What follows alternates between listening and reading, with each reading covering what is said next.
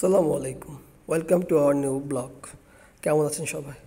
আসলে ডিসেম্বরের 9 তারিখের পর থেকে আর কোনো আপডেট নাই। আমি আপনাদের সাথে কোনো আপডেট শেয়ার করতে পারছি না, বিকজ আসলে আমার পারিবারিকভাবে একটু ঝামেলা হয়েছে। আমার গত ডিসেম্বরের 11 তারিখে আমার দাদা মারা গিয়েছে।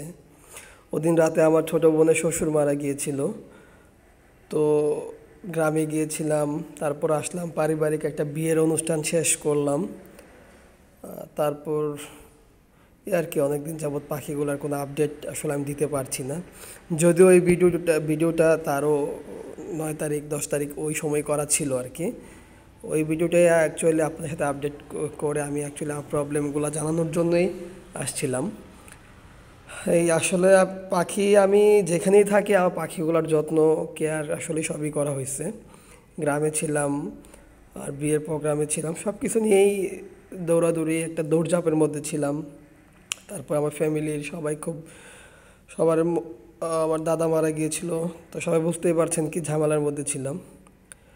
তো এই আর কি, তারপর আলহামদুলিল্লাহ এর মধ্যে পাখিগুলা সবগুলা পাখি সুস্থ আছে, সুন্দর আছে।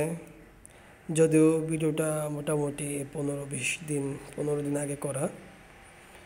একটু ঠান্ডার মধ্যে সবাই পাখির যত্ন করবেন। আর ঠান্ডা থেকে রক্ষা করার জন্য আসলে পাখির আপনার সেট আপটা কোথায় সেটা দেখবেন। যদি বারান্দায় হয় অবশ্যই এগুলাকে আপনি একটু বারান্দার জন্য ডাইরেক্ট বাতাসটা ওদের গায়ে না লাগতে পারে। তারপর হচ্ছে প্রতিদিন সকালে কুসুম কুসুম গরম পানি, আর পারলে 2বার চেঞ্জ করে দিবেন, এই আর কি। আর আসলে শখের পাখি, ভালোবাসার পাখি, সবার পাখি ভালো থাকুক। আমার এই বাজরিগর আসলে ভিডিওটা এত আগের হয়ে গেছে। আমার এই জোড়াটা কিন্তু এখন আবার ডিমে আছে, বাচ্চাগুলো আমি আলাদা ফ্লাইং কেজে দিয়ে দিয়েছি। আর ওরাও ডিমে আছে, ওরা অলরেডি ডিম পারছে, অনেক দিন হয়েছে। ওদের বাচ্চাগুলো ফ্লাইং কেজে আছে আর অনেক দিন আগ থেকে। আসলে আমার যখন বাচ্চা দিয়ে একটু বেশি হয়ে যাচ্ছে বা যাবে, আসলে আমার আসলে ওইরকম জায়গা নেই। কিছু তো আমার ছাড়তেই হবে জায়গা কমানোর জন্য। আর আমার সেটআপ বারান্দায়, আপনারা জানেন। আমি যথেষ্ট পরিমাণ চেষ্টা করি ওদেরকে বাতাস ঠান্ডা থেকে রক্ষা করার জন্য। আর বাকিটা সবাই দোয়া করবেন আমার পাখিগুলোর জন্য।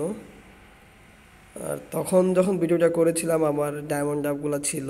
আসলে এখন এই মুহূর্তে আমার ডায়মন্ড ডাবগুলো নেই।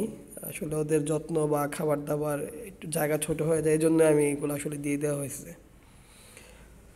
তো এই আর কি, আমি ইনশাল্লাহ সামনে বড় কোনো আপডেট নিয়ে, আমার এভিয়ারির ভালো কিছু আপডেট নিয়ে, ইনশাল্লাহ নতুন কোনো আকর্ষণ নিয়ে আপনাদের সাথে আমার